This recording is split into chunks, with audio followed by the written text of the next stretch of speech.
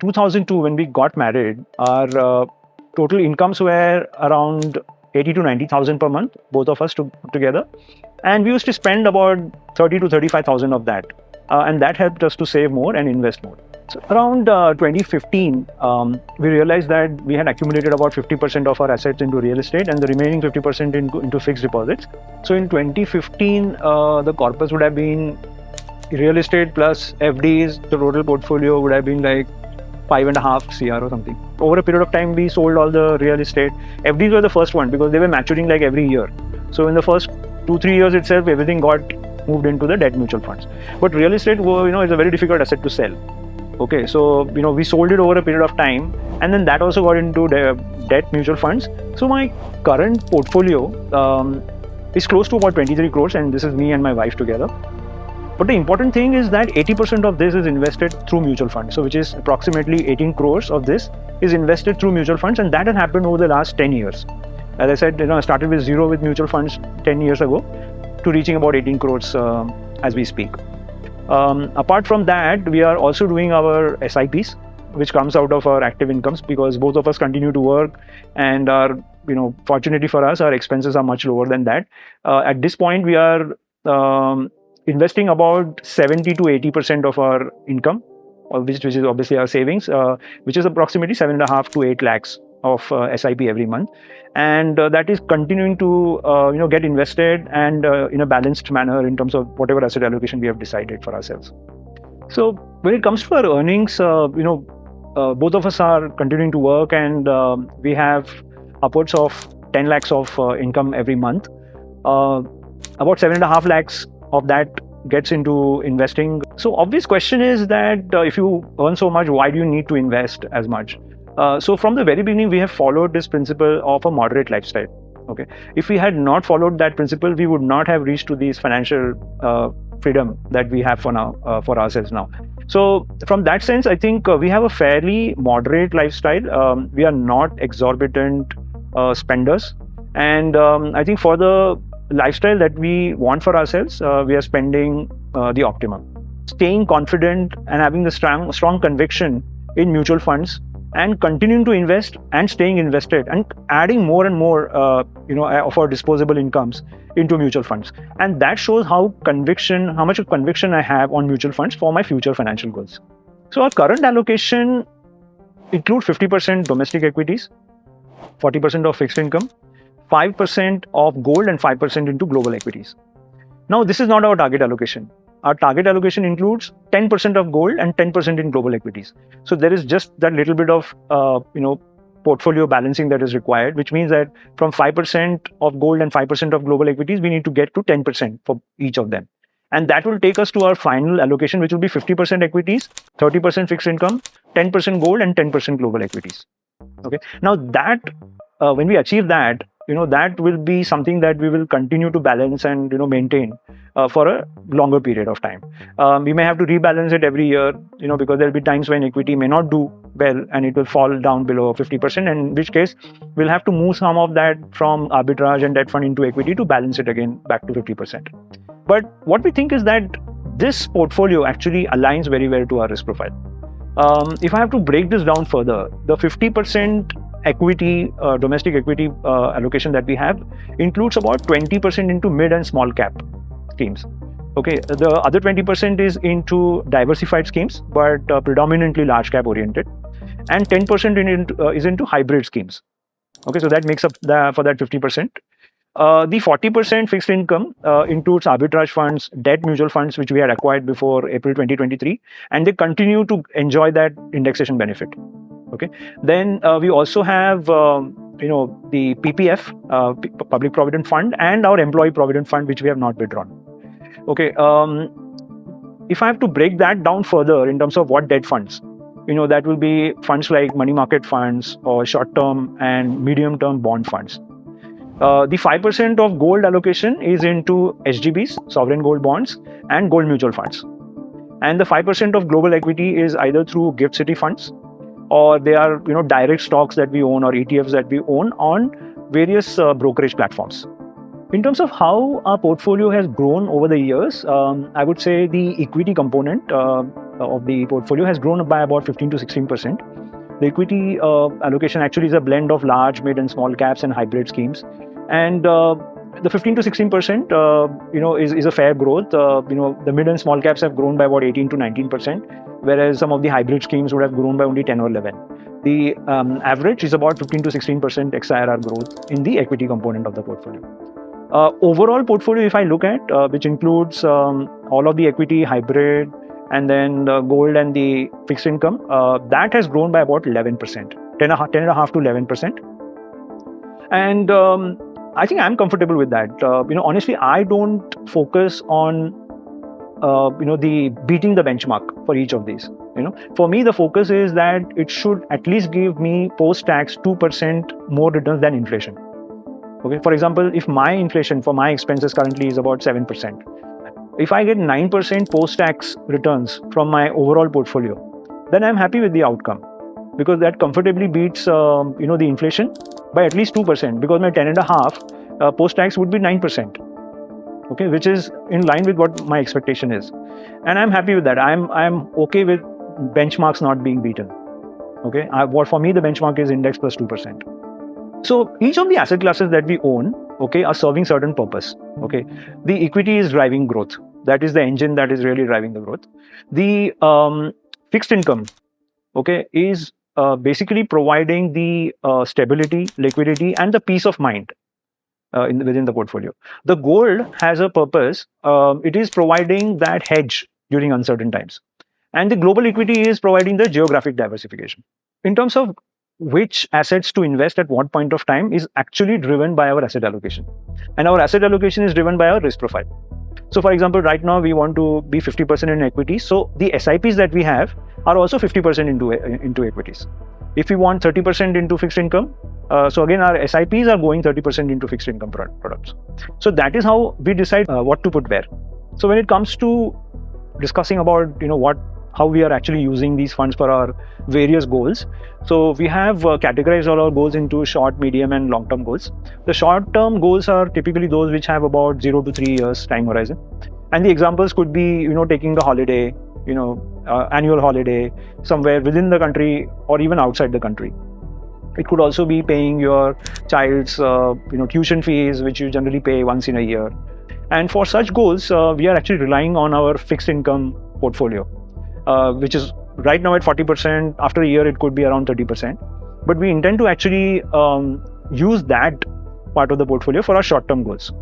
The medium-term goals, which could be between 3 to 5, 3 to 6 years. So renovating houses, buying a car, a bigger car, going on a bit of a luxury vacation. We are actually relying on our hybrid strategies. Those hybrid funds are actually offering us stability as well as growth, in a measured manner. And when it comes to long-term goals, which could be anything beyond 6 years, and the most important of those is really the retirement. Although right now we are not relying on that in terms of withdrawals, because we continue to have our active incomes. But when we reach to that point where we will have to rely on that, we will use our 3-bucket strategy. If I have to explain about the 3 buckets, the first bucket, which is really the income bucket, which is about 5 to 7 years of your expenses. Okay, and typically that's a bucket you start withdrawing from. The medium-term bucket, which will take care of about 5 to 10 years, is really the hybrid bucket. That will consist of hybrid schemes, equity and debt kind of schemes, and multi-asset schemes and balanced advantage schemes. That will be our bucket to go to after we exhaust our bucket 1. And finally, the bucket which is the growth bucket, which will have anything beyond the first 10 years of our expenses. And that is the bucket which will continue to grow, okay, and provide that growth for us in terms of our portfolio. But from any of these buckets that we use, we will follow the SWP mechanism in terms of withdrawing. There's also some innovative ideas about where you should actually do the SWP from. There's some school of thought which says when the markets are at an all-time high, you should actually withdraw from your third bucket, right? And the markets are at low, you should withdraw from your bucket 1, which is, so when you do that, you are letting your third bucket, the growth bucket, actually grow and not withdraw from it. So we will use some of these strategies, and I think the simplest one is, start with one, keep refilling that bucket from bucket two whenever there's an opportune time. Like when the markets are all-time high, you refill the bucket one for whatever has been consumed from bucket two. Okay, and don't touch the bucket three, because it is your long-term growth kind of a bucket, and let it continue for as long. So we'll follow this strategy, but only when we stop having the active incomes. At least for the foreseeable future, we don't see that happening, but whenever it does, we will. The fund selection process starts with, understanding oneself first. As an investor, understand what is the time horizon that I have, what goals do I want to invest that money for. So it always starts with yourself, understanding yourself, and then going outward in terms of finding what best suits for that kind of a need. The obvious choices are, there are 40 or 50 of them, 50 mutual fund companies are there. Now, which one to select? There are obviously the big names, and most people are comfortable, investing there. But then there are these smaller fund houses which have a unique style. And, because the funds are smaller, they're also more agile. So it's really a balance between all of that. Also, there are fund houses which have a predominant investment style. So there are fund houses which are more growth oriented, and there are others who could be more momentum oriented, and then others that are more value oriented. So the key thing is that you should build a portfolio which actually compasses or diversifies you across all of these different styles. Okay, so and it's not you can actually there is enough intelligence available about all of these fund houses, so you can actually find out which ones will actually give you the kind of investment style exposure that you need. Or rather, very few people actually give attention to the qualitative aspects, and those qualitative aspects are things like, who is the fund manager, what experience does he have in terms of managing that category of fund. Okay, which fund house are we talking about? What is the philosophy of the fund house? What is the predominant investment style? So all of these aspects are equally important when it comes to selecting a fund. So I would suggest not more than 2 schemes per category. If you are investing into equity, have about 4 to 6 schemes, but you also might have short-term horizon or short-term goals for which you can actually use debt funds, and there again you can have about 2 to 3 debt funds in your portfolio, a couple of arbitrage funds, and gold funds can also be if you're not investing through ETFs, gold mutual funds are also an option. They also invest through ETFs, and they give you that flexibility in terms of SIPs and STPs and SWPs. So you can have a good basket of about 8 to 10 across all of these different asset categories. So any beginner who wants to start investing, be it mutual funds or otherwise, I think they have to first think about their emergency reserves. Okay, and mutual fund again has a solution for that. There are liquid funds, ultra short funds, and arbitrage funds. Depending upon which tax slab you fall in, there are these products that are available that you can start investing in. And these products will also serve as their short-term goal kind of investments. So I would say start with that, and then if you want to really invest for your long term, okay, and I would say long term meaning at least 7 years, okay, because when you start SIPs, okay, and you invest for, let's say, people call 5 years as long term, but an SIP of 5 years, actually, if you take an average, is only 2.5 to 3 years, right? Because some of your SIP money has gone only last month. Right, so you cannot really call an 5-year SIP as a long term. So if you are wanting to start a SIP, consider 7 years as long term. And if you have any goal beyond 7 years, then you consider to invest into equities. A very important aspect about the process of investing is reviewing your portfolio. Formally, I do a review once every year. Okay, and the things that I look at are, where is my asset allocation? What is the risk management alignment that I have with my risk profile? I also look at what kind of tax efficiencies the products are offering me. Okay, and generally whether the funds are really delivering what they are expected to do. Okay, having said that, I don't look at individual performances of mutual fund schemes. Okay, because I know that I have diversified schemes. Some of these schemes may have a certain underlying investment style which may not be performing in the market at the moment. Okay, so I'm happy to really ignore that for the time being, as long as I know that the philosophy or the objective that I had investing into it, that the mutual fund has not strayed away from. Right. So what happens is when you select a fund, they tend to look at the performance, right? And they go for the top performing scheme. Now, the top performing scheme has performed because it has actually gone, that investment style has really played out in the past. But it is not necessary that investment style will continue to play out. And most of the times we see that those investors actually see an underperformance after that top performance. And because it is underperforming, they exit it. So what happens is they are actually buying when it is high and selling when it is low. Completely contrary to what actually you should be doing. So don't look at top performance. Understand why there is a top performance or an underperformance. If the reason is that underlying investment style, which is really causing that top performance or the underperformance, then if you understand that, and if you think that you have conviction in that fund manager, then continue with that fund. Right? And that is the philosophy that I follow. I don't look at individual performance of the schemes. So even in my reviews or annual portfolio reviews, I don't consider any specific fund performance, unless it has strayed away from its philosophy and objective. So that enoughness for me, actually, I felt in 2021. Until then, we were only saving and investing, not knowing how much we need. Right. So, but then, the whole FIRE thing actually gave us a framework in terms of how do you actually calculate it. So in the Western world, if you have 25x of your annual expenses and you withdraw 4% from it every year, it will comfortably, take you to your, final years of your life. But in India, it's different. 25x may not be enough because the inflation is higher. So for India, something like a 35x is a good number as you get closer to your retirement. So in 2021, when we realized and calculated this number, we found that we were over 50x, and 50x was the fat FIRE number. So which means that we could also increase our lifestyle, enhance our lifestyles from that point, and still not be bothered about money running out. So that enoughness, actually, that feeling of enoughness really came only in 2021.